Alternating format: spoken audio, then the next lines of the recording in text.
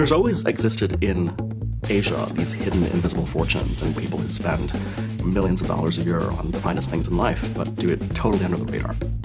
How much of my book is based in reality? About 150%. Couture Week in Paris is the creme de la creme.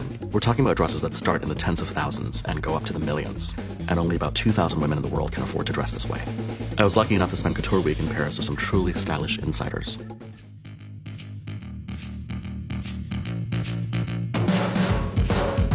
Heart Evangelista. She's really the darling of the Philippines. She's one of the most acclaimed actresses. She's also a really gifted artist. She's had amazing museum shows in the Philippines of her paintings. Hi! So here we are.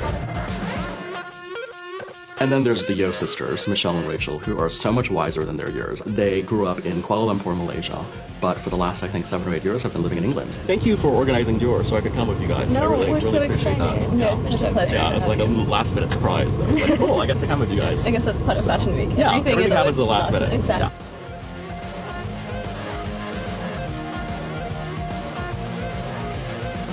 Fei Ping Chang is this dynamo. She, I think, was raised partially in Sydney and in Singapore. She now makes Hong Kong her home, where she's become one of the most important fashion influencers in Asia. It's always nice coming back to Fashion Week and you join your fashion family and see everybody. It's always a nice little reunion.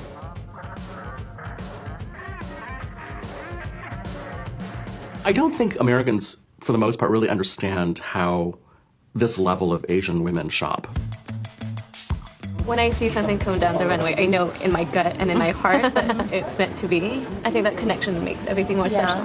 Everything's really about this private experience. Couture itself was made to make the client feel special. Exactly. It's made for you.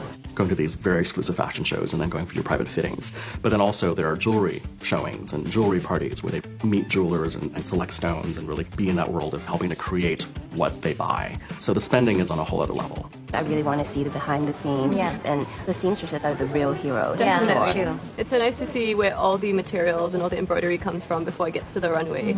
Like Lesage, I'm in love with. Like the embroidery is just so beautiful, and like all the shoes for Chanel is like made in Massaro.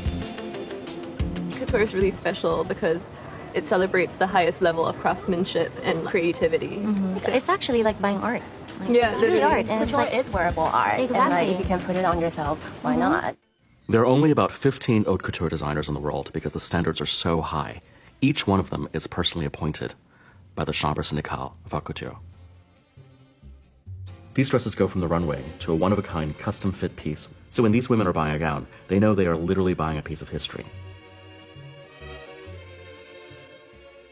You have an appointment, and then you just get to try on all these beautiful clothes and decide which piece you want. even just going to fittings or like when you're attending shows and they're like there putting dresses on you. It's just so fun.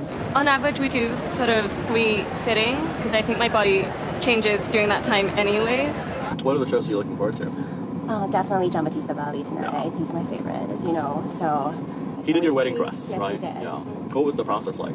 I came to Paris a year before my wedding. At first I was only going to do one dress, and then in the end, evolved into 2 very different dresses, which was great because the main dress, was a big tulle creation. And the second one was entirely made out of silk. So, and it had these handcrafted petals that he pinned like each petal on. So did he supervise the fittings? Yeah, So he's very hands-on. Very hands-on. Yeah, he's really an artist that really cares about his craft. It's such a beautiful, magical experience. Even if you don't put it on yourself, like No, even just looking archive at the it, thing, right? it's just perfect. I mean, it tells a story of this time when I went to Paris. I'm a collector. I love collecting bags, Birkins specifically, and Kelly's. It's a really good investment. You do the most beautiful customizing on Birkins, so you paint on them, don't you? Well, I mean, I when did do. that start? I had a lizard skin Birkin, and it was orange, and I was eating French fries at Chili's. Oh gosh. And they had Grease. cheese. Yeah, so I did not notice that it was already under my bag when I brought it home. I tried to clean it, I asked around, and it was just impossible to fix. So I said, okay, why don't I paint on it? And I loved it. Do you get a sense that you are part of this new generation of sort of fashion influencers? I don't know if these we are shows? influencers, and that's the I thing. think you are. We just enjoy the shows. Because, I mean, we started with Alma originally when we were like 10. My My love for fashion really came from my grandmother. She only ever wore Escada and Chanel. I think anyone that enjoys the beauty in life loves fashion to a certain extent. You know, there's no other way to put it. They lived these lives of imperial splendor.